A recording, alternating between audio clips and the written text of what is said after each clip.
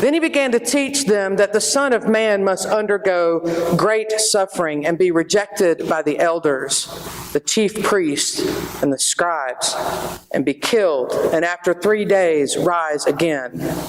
He said all this quite openly. And Peter took him aside and began to rebuke him. But turning and looking at his disciples, he rebuked Peter and said, "Get behind me, Satan, for you are setting your mind not on divine things, but on human things."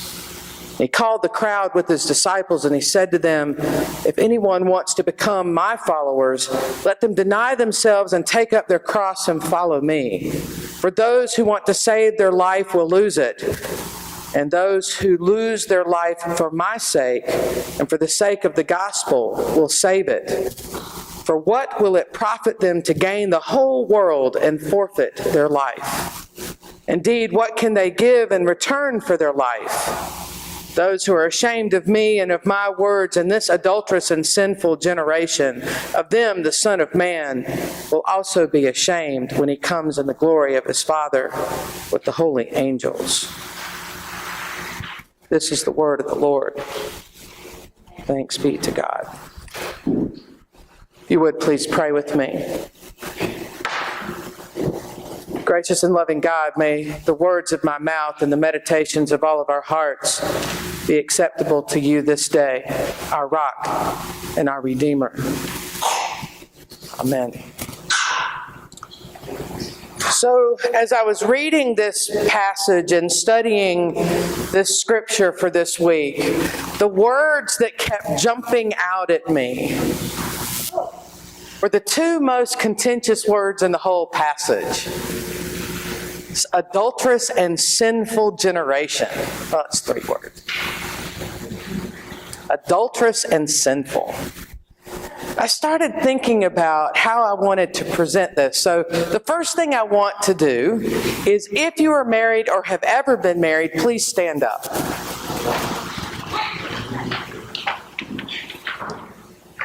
If you've ever committed adultery, stay standing.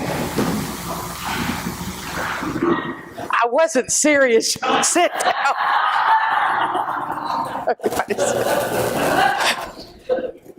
Absolutely you did. Confession is good for the soul. So when we think of that word adulterous, that's the first thing that comes to mind, is it not? We think about marriage. We think about violating the marriage bed. That is not what Jesus is talking about here. Not even close. In order to really get where Mark is going with this, you almost have to take the whole book of Mark and shred it to pieces to get what Mark is thinking about. Mark is an interesting book. He doesn't hesitate to talk about Satan like Satan was another person. We see this a lot all through the book of Mark. But we have to understand that he's not looking at Satan the way we've been taught to look at Satan. Satan is anything that gets in the way of God's will, period. That's Mark. That's why he can look at Peter and say, "Get behind me, Satan. Your focus isn't on the right thing. You're thinking about what's going on in this world. I'm thinking about what's going on elsewhere." The first part of this passage, he begins to talk about the scribes and the Pharisees, and he's painting this picture of these individuals, these people who have all the power and all the authority in this world. And he's saying, these are the folks that are going to take me out. You just need to be aware of what's about to happen. This is the first time in Mark that he predicts this, and there'll be 3 additional times when he tells his disciples and or the crowd that he's going to be crucified. This is very unique in all of the Gospels. He announces it, and he tells them, this is what's going to happen to me. It's coming. And he's not particularly concerned about it.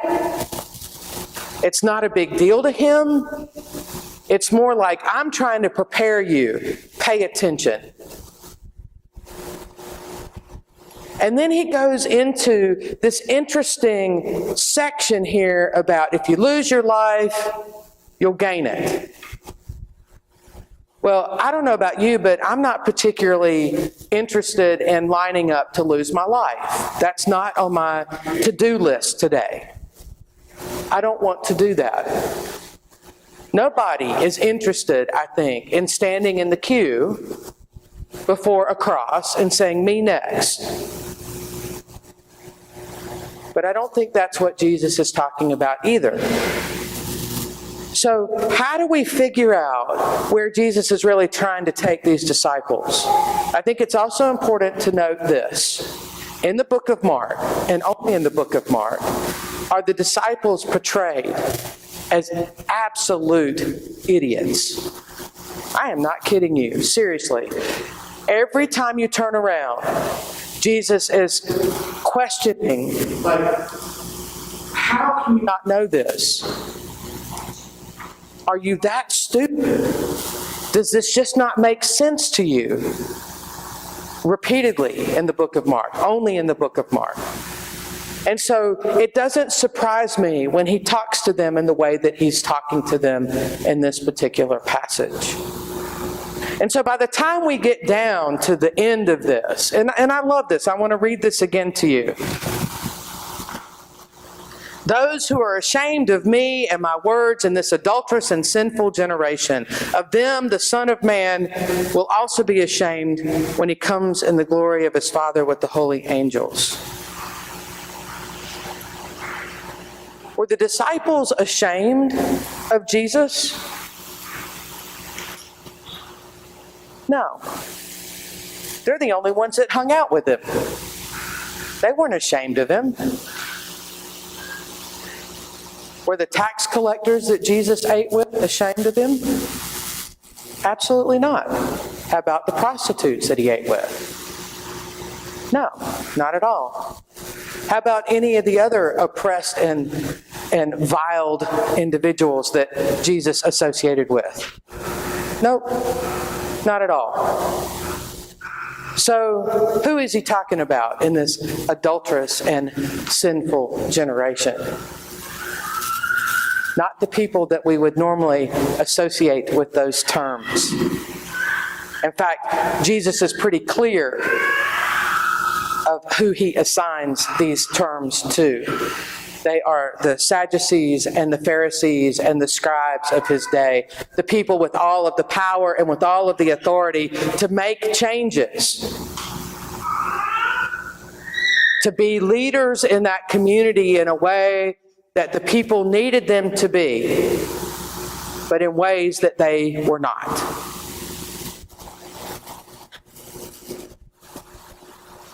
The sin that Jesus is really lifting up here is that these individuals who had everything granted to them by God through the covenant,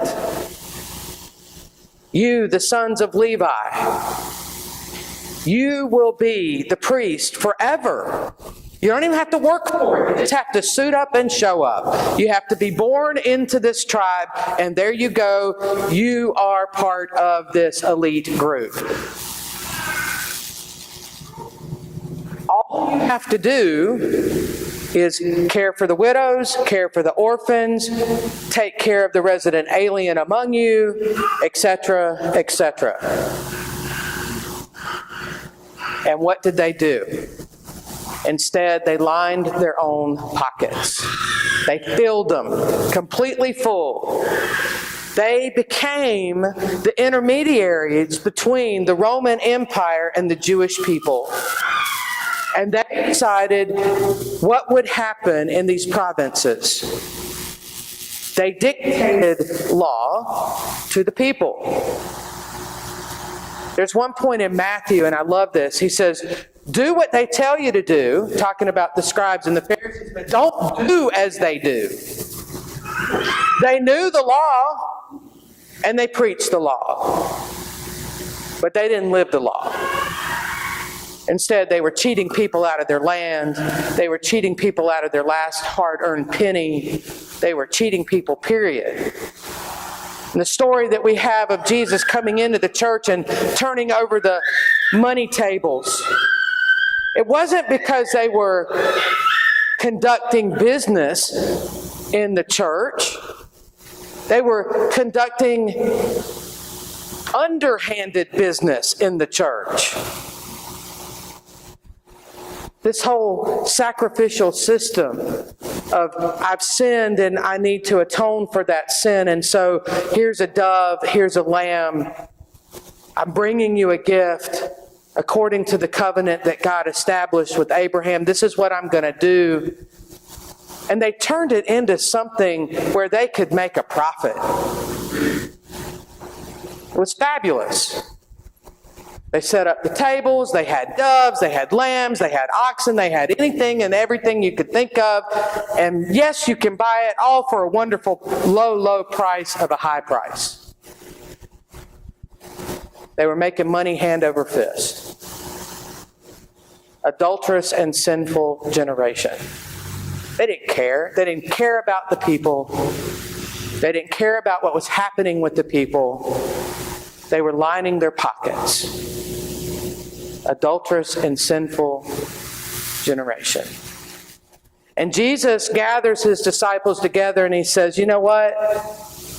They don't know me. They don't know who I am. They don't recognize me as having any kind of authority.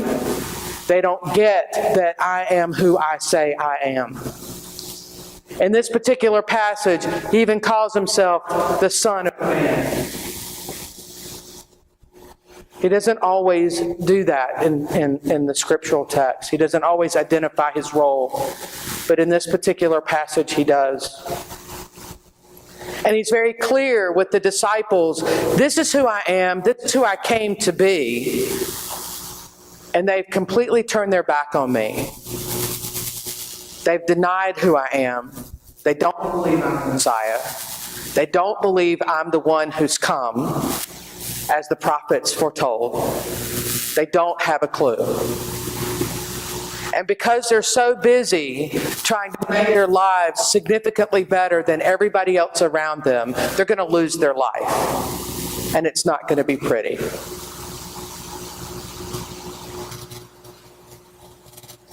Now, one thing that trips people up with passages like this is it takes them into that woo-woo place of all kinds of stuff.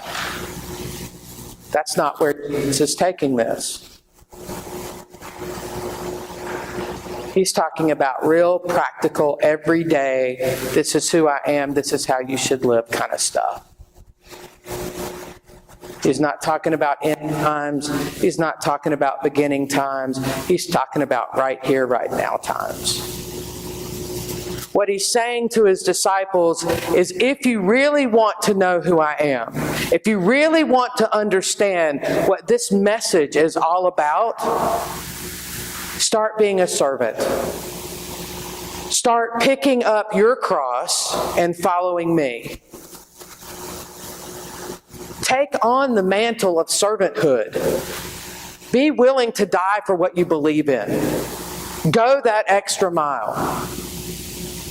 I admit I fall short. I don't know if push came to shove if I would be willing to die. I'm not sure. But then if you put me in other situations, I absolutely know, without a shadow of a doubt, that I would be willing to sacrifice my life. I've heard so many conversations this week about the shooting down in Florida. I'm so proud of these students who have been standing up and saying, no more gun violence. I pray that I would have been one of those teachers that would have jumped in front of a bullet to save a life of a student. But unless you're in that situation, I don't know that you can really say that. But I pray that that's the kind of person I am. But here's what I know about that situation. We're living in an adulterous and sinful generation. To think that the lives of students, that the lives of anybody are worth the price.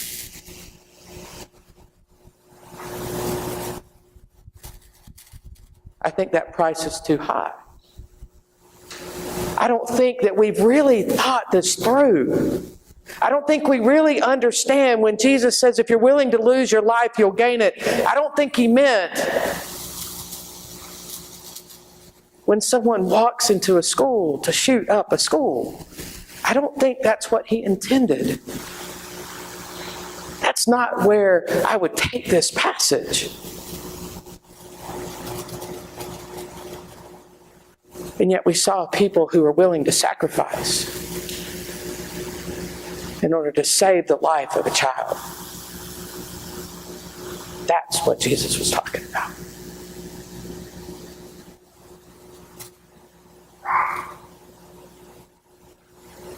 We live in an adulterous and sinful generation. I struggle every single day with some of the things that I hear that come from pastors. And I'm thinking to myself, are you reading the same gospel that I'm reading?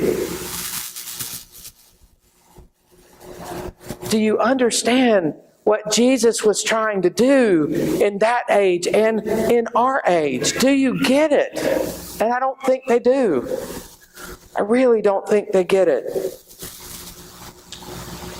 They want to arm teachers because more guns are going to make us safer. Really?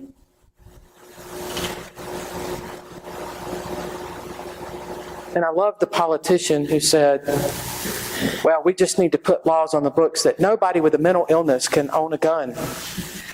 How's that going to work for you? I mean, I'm not a gun advocate, obviously. I'm pretty much a pacifist. But the truth is, I have a diagnostic statistical manual, the big fat book that we use to diagnose patients with mental illness in my office.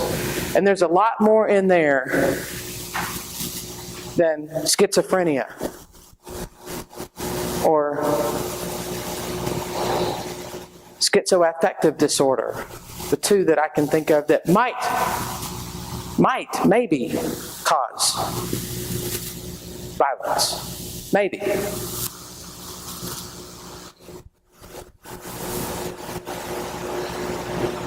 It's frightening.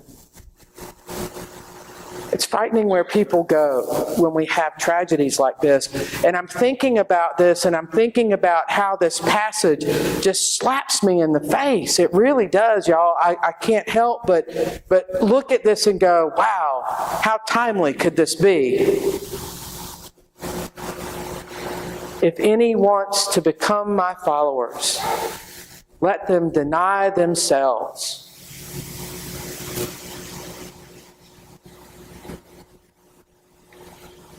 What does that mean in this day and age? Not to become less than a person, not to become less than who we were called to be, but to admit that I don't have all the answers and that I'm not at the top of the heap. That for me, it's about being a servant to others. It's not about being some bigwig. I'm not out there chasing money and glory and fame. I had a friend in seminary who said to me one time, you know, I want to be one of those preachers who makes a name for themselves. I want to make lots of money. And then she listed off several well-known televangelists, and I'm thinking, wow, I didn't come here for that. Never would have thought of that. That's not who I want to be. In fact, I had a conversation with my dad when I decided to go to seminary, and he said, you keep choosing professions where you're not going to make a lot of money. And I'm like, you're right. I should have thought this plan out a little more clearly if that were my goal, to make a lot of money. But it wasn't my goal. That wasn't my goal. From teaching to social work to ministry, it was about service. It was about service to others. It was about recognizing that the only way I stay sane is when I'm in there helping somebody else. Well, we've seen that this week, have we not? Talk about people helping people. Houses being flooded out. And I've been amazed at people and how they stepped up to serve meals and to provide beverages to the emergency workers, how people have stepped up to help people empty out their basements, pump water out to where, I don't know, but still, it felt like a futile effort in some cases. But people just showed up. That's what the gospel's talking about. That's that denial of self. That's what Jesus wanted his disciples to understand. That in this adulterous and sinful generation, we need to do better. We need to be better. We need to recognize that we're here for a reason. Someone near and dear to me said, I believe the reason we were all put here on this planet together is to learn how to care for one another. What a great sentiment. And imagine if we could learn to do that, if we could really learn to love one another at that level, to care for one another in the way that Jesus cared for people. Imagine what we could accomplish in this world.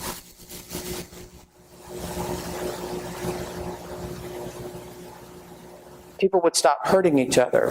People would maybe stop feeling the need to take guns into schools. People would suit up and show up when floods happen.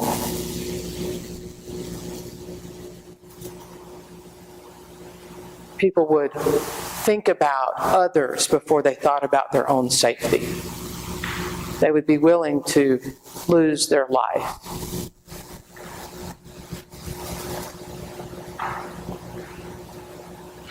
That's the gospel.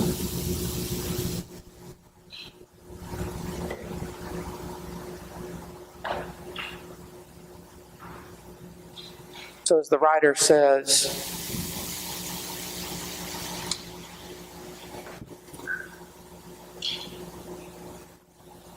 the Son of Man must undergo great suffering and be rejected by the elders, the chief priests, and the scribes, and be killed.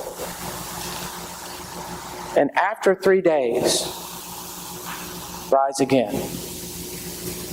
It's almost like a footnote, isn't it? He lays out what's going to happen, and then he clues us in that what looks so tragic is actually going to be a game changer. For me, the whole point of this passage is redemption. That always on the other side of all the ugly, there's hope. There's redemption. There's a way that we can rise one more time.